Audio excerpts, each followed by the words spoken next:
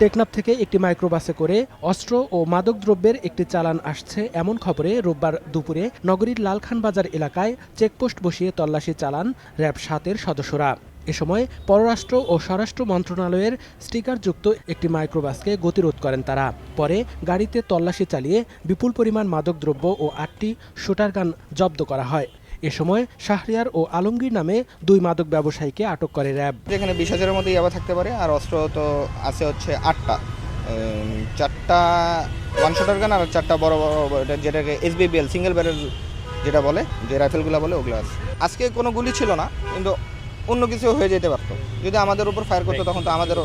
আইন শৃঙ্খলা বাহিনীর সদস্যদের ফাঁকি দিতেই মন্ত্রণালয়ের ভুয়া স্টিকার ব্যবহার করছে মাদক ব্যবসায়ীরা। মাদকদ্রব্যগুলো টেকনাফ থেকে ঢাকায় পাচার করা হচ্ছিল বলে জানায় র্যাব। যখন গাড়িটা ফার্স্টে দেখে আমাদের মনে হয় যে এটাই কোনো মন্ত্রণালয়ের গাড়ি, এটা চেক হবে না, কিন্তু ইনফরমেশন আবার গাড়ির নাম্বারের ভিত্তিতে আমরা একটু কনফিউজ হয়ে যাই। তারপরও আমরা চেক করে জিনিসগুলো পাই।